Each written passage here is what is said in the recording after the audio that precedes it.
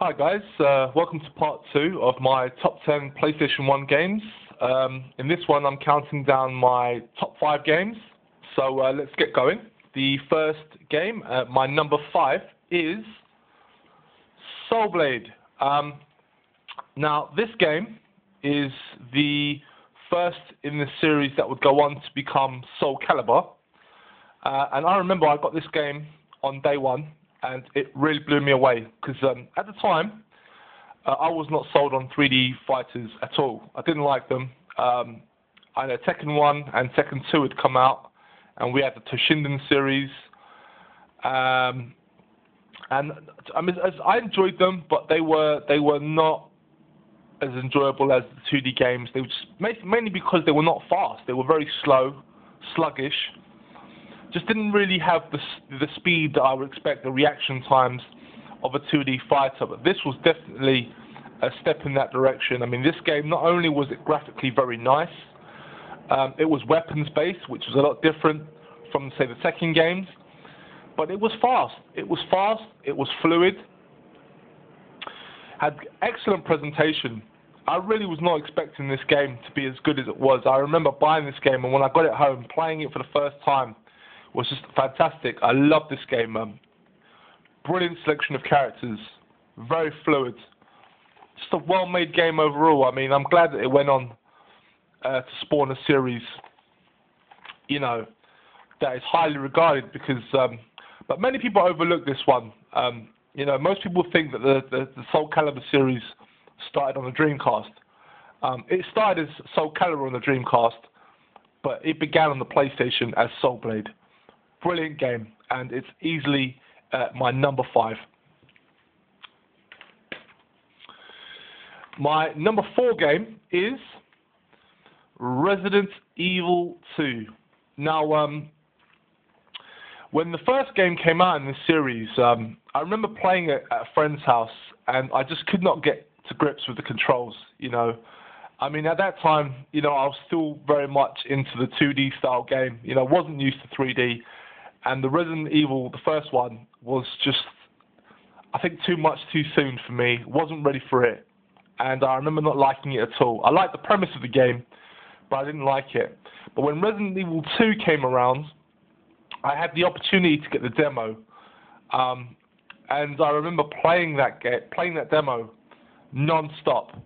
That first mission with Leon was the one I would just play over and over again, and it worked as a tutorial for me to get used to the controls. So when the game finally did come out, you know, I loved it. First Resident Evil game that I proper got into. Really enjoyed this game. This was a phenomenal game experience for me. Scary game at the time, but very enjoyable. And it's a must. I mean, it's easy why it's in my number 4. I think most people can understand why this would be in probably most people's top 10 lists. But yeah, a brilliant game. One of the highlights in the series. But this is actually not my favorite Resident Evil game, even though it's in my number 4. I do actually have another one that I enjoy a bit more than this, but this one ranks in my top 10 because it was the first Resident Evil game that I properly enjoyed, I proper got into, and made me a fan of the series. And for that reason alone, it makes my number 4. My number 3 is SpiderMan. This was a fantastic game. Really was a step up from what had come before. The first sort of 3D Spider-Man game. Such a well-made game. This was made by the people that did the Tony Hawk series. It's a 3D game, sort of. It sort of gives you the impression that it's an open-world sandbox game. Sort of you can swing around a city, but you can't. It does have a linear path, but it was such a fantastic game. So well made. The level design, the controls, and all the extra content they threw in there, all the costumes you could unlock, you know, really good cinematics, great voice acting. Just a fantastic game. This was, to me, the first of what we know we'd get like later on down the line on the PS2. Spider-Man 2 was an amazing game, but most of those games on the PlayStation 2 were trying to basically not only follow this pattern from this game, but better it. And this was just a fantastically well-made game. So much fun in playing this one. I spent many hours playing this until I completed it, and it really was an enjoyable experience from beginning to end. So yeah, highly recommended, guys, if you haven't already. It's not an expensive game. Yep, so Spider-Man is my number 3. My number 2 is Marvel Superheroes. Now, this was a hard choice to include because there are so many great Capcom 2D fighters that I could have gone with. But the reason why I went with Marvel Superheroes as opposed to, say, X-Men versus Street Fighter or Marvel versus Capcom was because this was the one that really was sort of the first of the superhero-based Capcom fighters that got a really good port. Prior to this, we had the X-Men Children of the Atom game, and unfortunately on the PlayStation 1 it did not get a very good port. That was a big letdown. X-Men versus Street Fighter, as great as it was, unfortunately made a lot of cuts, which again made it an inferior port to, say, the Saturn version, and it was very far cry from the arcade version. But Marvel Superheroes was definitely a much better conversion of the arcade game, and it is fantastic.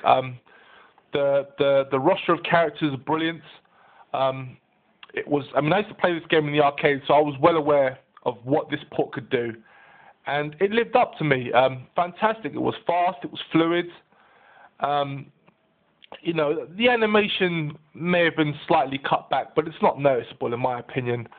But it's just a brilliant game. It's just, if you're into 2D fighters, if you're into superheroes, this was the one to get. Fantastic game. Not much I can say about it really. I think I'm a bit tongue-tied when it comes to this game, but it was just a brilliant 2D fighter. Capcom really sort of got really good at sort of converting their arcade beat-em-ups to the PlayStation 1 by this point, and just a lot of fun.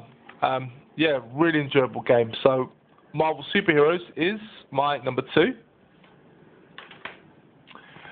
And finally, we've gotten to my number 1 game.